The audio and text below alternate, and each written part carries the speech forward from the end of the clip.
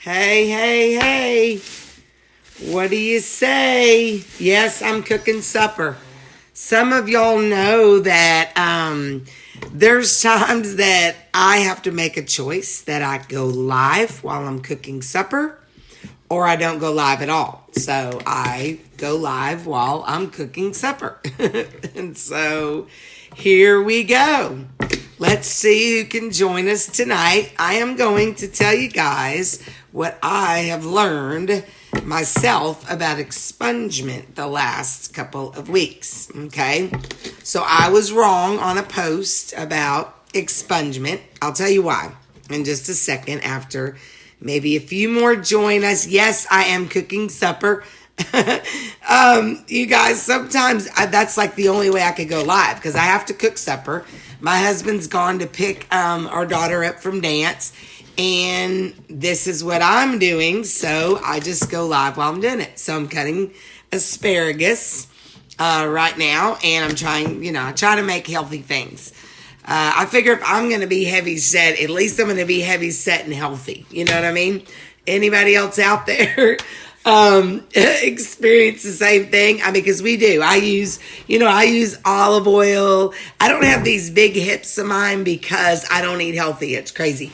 It's because I love bread. I love pasta. I don't eat tons of it, but I eat it. So, it just tends to happen. You ladies out there know. And the only reason I addressed ladies is because we are 94% women on this page. So for whatever reason, I think it's because we did try the men's group only, but men aren't emotional like women. We get mad at each other and we, get so emotional. And so, that is a whole new different, subject. But anyway, so I am cooking and, I thought, well, you know what? I'm going to go live. You know what? Hold on. I'm cutting up some garlic too. I cut up asparagus and now I'm cutting up garlic, fresh garlic. But anyway, I wanted to tell you guys what I discovered the last couple of weeks about expungement. Okay. So, I have, and I only tell you guys these things not to go, oh, I have, but I want you guys to know, like, who's telling you this stuff, okay? So I was so interested in criminal justice when I finally decided to get my life together after years of, homelessness, addiction, the whole domestic ridiculous life, situation. And so I went to college and I majored in criminal justice. And the reason I think I had such a passion for that is my son's dad started going to prison when our son was only, like, the first time he went to prison, our son was like 2. And so we had been together, 3 or 4, about 4 years, you know what I'm saying? So it wasn't like, and then this went on, it went on and on and on and on. So my experience with my college part is I finally decided, because I was a high school dropout, like I've told a lot of you guys, and I just decided, I see now it was God, but I just decided that I didn't want to live like that. You know what I mean? Like I didn't want to live. So he just kept the life. So finally I moved on. I never moved on totally, and he never moved on totally, but we both knew. I mean, he knew when he got out, he wanted to do, meth, and he wanted to run the streets, and he wanted to act a fool, and he knew that I didn't want that for our son, but he knew our son didn't know him because he was just like in. So it was just a life. You guys, some of you guys have seen the life. And so I, knew expungement, the word expungement by that. You know what I'm saying? I knew it by the criminal justice terms because before my son went in, which was 2013, I never really, I can't say that because I've done a lot of advocacy for the incarcerated even before my son went in, but I never really got into the incarcerated side. I was more into like the law side. So I was studying like, what are our constitutional rights? What are our laws? What are our, and you know what, you guys, that I've learned, constitutional rights in prison, unless they are like what we're seeing in Mississippi, they don't have any. They don't have any. And it took me a long time to realize the reason why they don't have any. The reason why they don't have constitutional rights is because when they are in prison or jail, they are owned, literally owned by either the county or the state. So they lose their rights as citizens, basically. But they never lose their rights to, to their medication. They never, and I know you guys say, oh, well, mine does. No, you have to fight for that sometimes, but they're not supposed to ever lose their rights for, their humane rights, okay? Their rights as, starvation, their rights of what we see in Mississippi. That's why this is going to get shut down, because they can't, and they are, but they're trying to get it worked out, because it's going to be a lawsuit and a half, and it should be, because they're human beings. So expungement, the way that I knew it, was not the way that we're hearing it now. Okay. So my state as well, they're doing expungements, and what they're doing is they're making the public think that vote for me, I'm going to do expungements, and they go through and do expungements. This might be an extreme, way to describe this, but this is the way I'm seeing it right now. Okay. So they're passing these laws in states that you can get an expungement if you're low level, like tickets, like maybe public intoxication, or, looting, or loitering, or, maybe even other things, speeding tickets, of course, what would be some other low-level misdemeanor things? Not jaywalking. Boy, that's really going back. We don't get in trouble for jaywalking anymore. Hey, Lane. But you understand what I'm saying. Pretty low-level misdemeanor offenses, okay? And you go in, and some of them are felonies, but you guys, there's so many restrictions on the felonies. I don't even count those. You know what I mean? I don't even count the felonies. So anyway, I got to put my olive oil in here. So they're calling these expungements, but really, if you look at the law, the actual law, if you go to the site, let's say you're in Ohio, you would go to the legislation page of where they actually, the government page, not Google, but the government page. Okay. You would go there and you would look up, the law that you want to look at. And any ones that I've looked at has not said that the word expungement. But lawyers are going to use the word expungement because, or articles or things like that, because doesn't that sound like really good? But and it is an expungement, I'm learning now once you get it done. But in the actual law, the bill that you read, I haven't found the word expungement. It'll say things like, the record disposed of, things like that, but not expungement, because expungement's totally gone. It's gone. So I have someone here in West Virginia that went and was going to go through the process. He had one when he was in college, like 1987. They were playing loud music. He was part of a fraternity or something ridiculous. The cops came because the music was up. They got a ticket. They had to go to court for it. It showed as a misdemeanor on his thing. It shows up on his criminal criminal record, okay? So he finally sees that the law here in West Virginia has changed and that he could maybe get this expungement for this, because it keeps coming up, even though it's like ridiculous and it's nothing that anyone would worry about, and it's 30 something years ago. It keeps coming up, and jobs have turned him down for this. Like, it's insane. And then the other one was they were on the river, and the cops pulled up and they gave him like a public they had open beers, okay? So that was the other one, whatever that open container beer law, okay? So he goes to the county and to say, okay, I know that you have the new law that, does this, the expungement or the cleaning of the record to get it off. And they are like, okay, you have to have 5 copies of this. You have to have this. You have to have this. And he's like, this is, one of them's 30 years old. The other one's 26 years old. Okay. To the day. And, he's like, what? If this guy at legal aid is telling him, and the guy's like, and you got one shot. You got one shot. If you apply for this and you don't get it and you don't apply right, they're not going to let you do it again. And he's telling me this, and I'm like, that is not right. There's no way that can be true, because you can file things something like that as many times as you want. You might have to wait 30 days. I don't know. But you can file it. It's your right is when it's a law. So I knew right then, like, this guy's telling him this from legal aid here in West Virginia. And so they don't even know, you guys. They don't even know. So they tell us that, oh, you can get it expunged and you can get it off your record and you can do this. You know what? They make it so hard to do.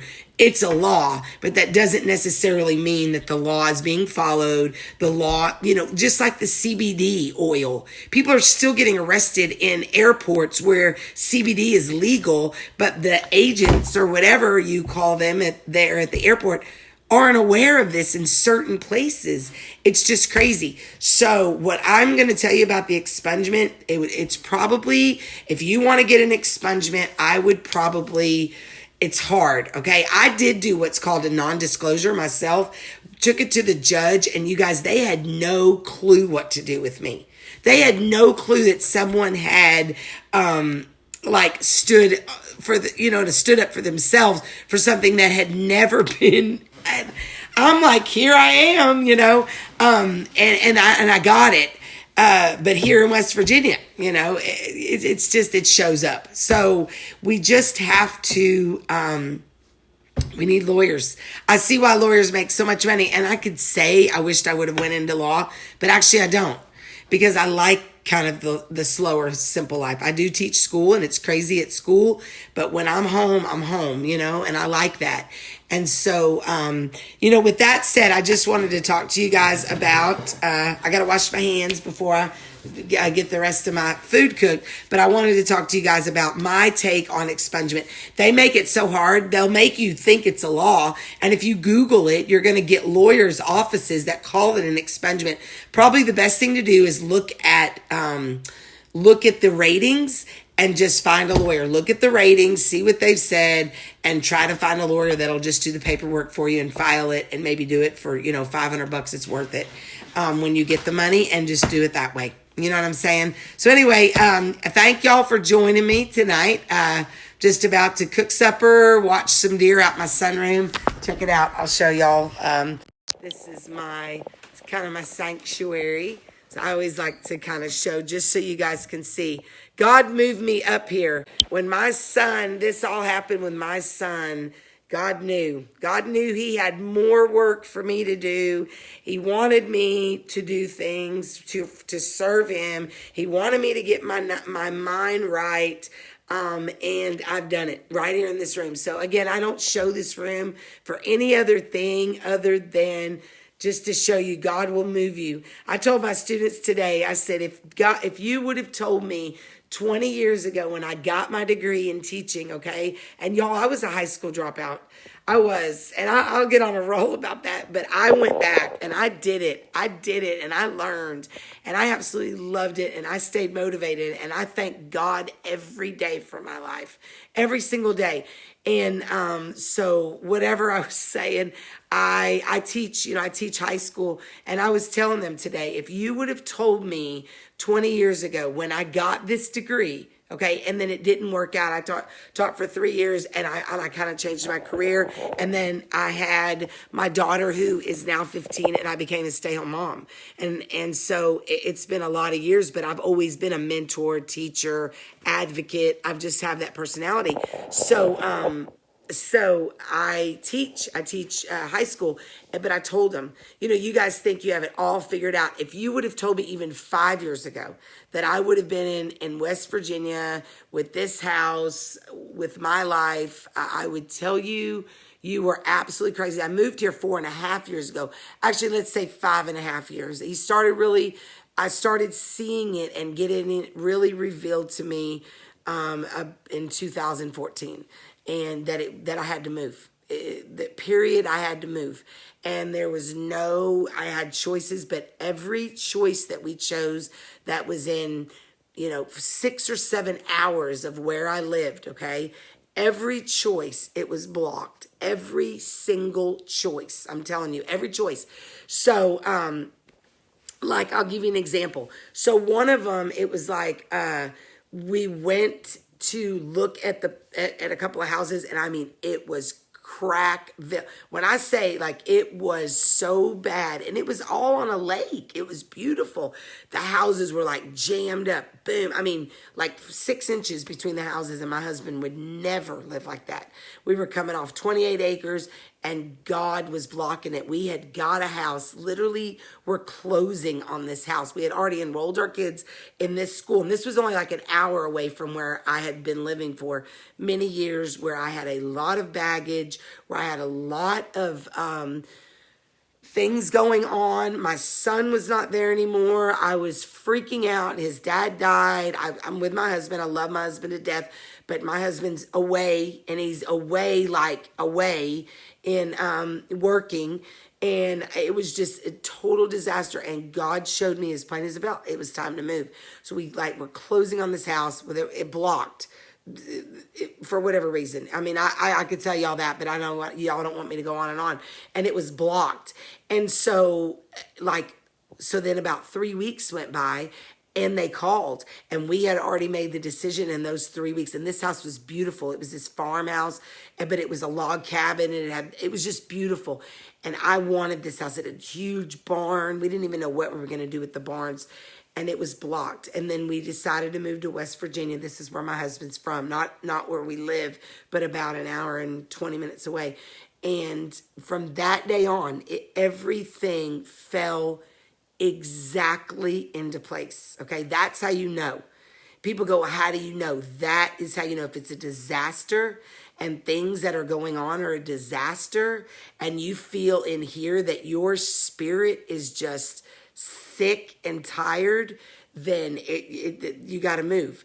And you continue to keep, this is what I did, okay? I continue to just keep asking God, like, where do you want us to go? I want to be at peace. For once in my life, I want to be at peace. And at that time, I didn't know, how much time my son was looking at. I thought he was going to be doing a lot of years. And he did do, almost 6 years, and with halfway house and everything. And that's still a long time. And I'm not discounting anyone who is there longer or shorter.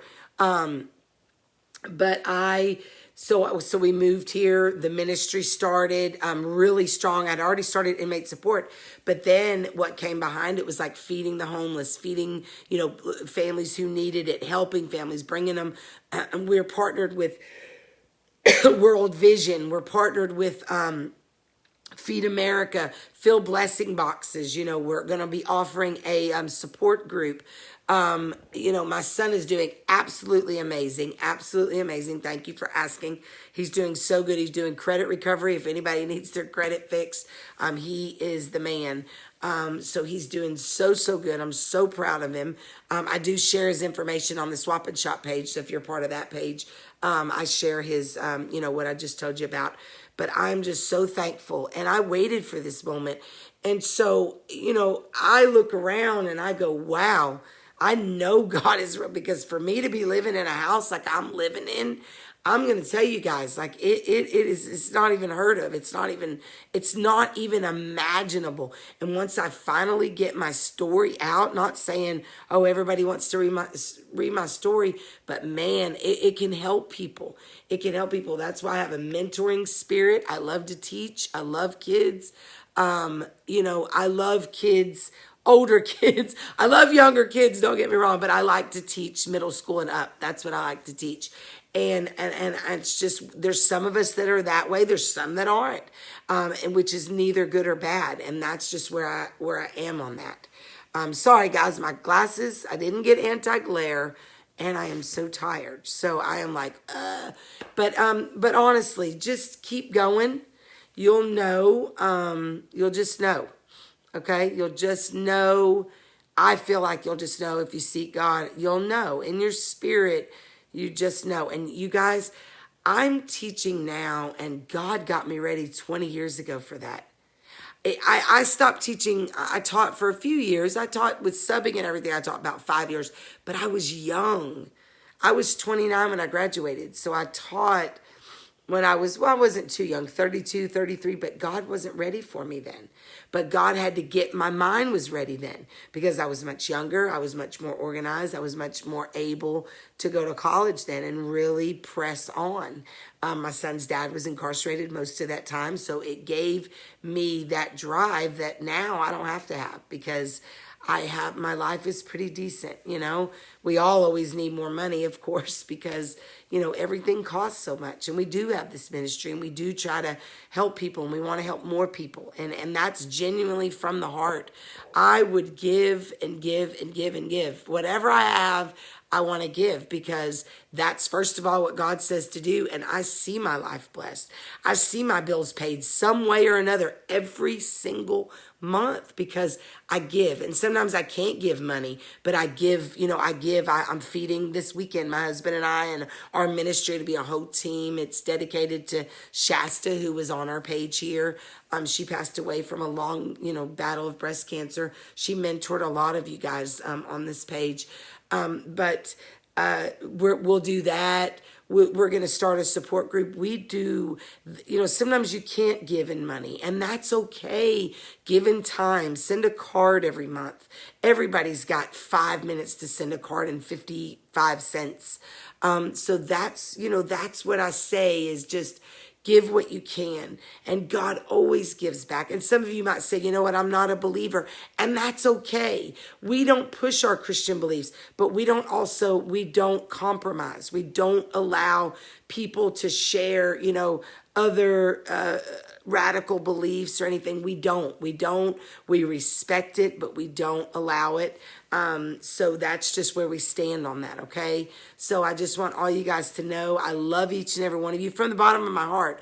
You know, somebody messaged me and said, oh, we thought you were going to stop doing this once your son was out. And I said, I did this long before my son went in, and I'll do this long after my son, you know, goes out.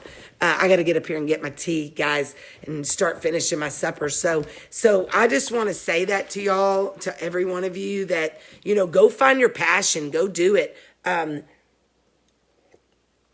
There's a lot of ways that you can advocate, and one of them is, I've got to turn this oven on. One of them is just all kinds of ways, but one of them is writing. One of them is just advocating, just being a voice, just sharing petitions, things that are simple. You might say, well, I'm not tech savvy. You don't have to be. My mom's not tech savvy, and she does a lot of advocating. So, you know, find your passion, find what you love, and it'll pass the time for your own loved one, and you'll learn. Google. You would be surprised what Google would find for you, you know, and just make sure you're going to legitimate pages that have, you know, legitimate information, okay? All right, so you guys, I know people are popping on and off. If you missed this, just go to the beginning and check it out and see what we talked about. And I'm glad I got to go live, and now I'm going to finish supper. So with that said, everybody have a great night. Try to, you know, keep up, keep doing things. Keep your spirit going, and as always, peace out.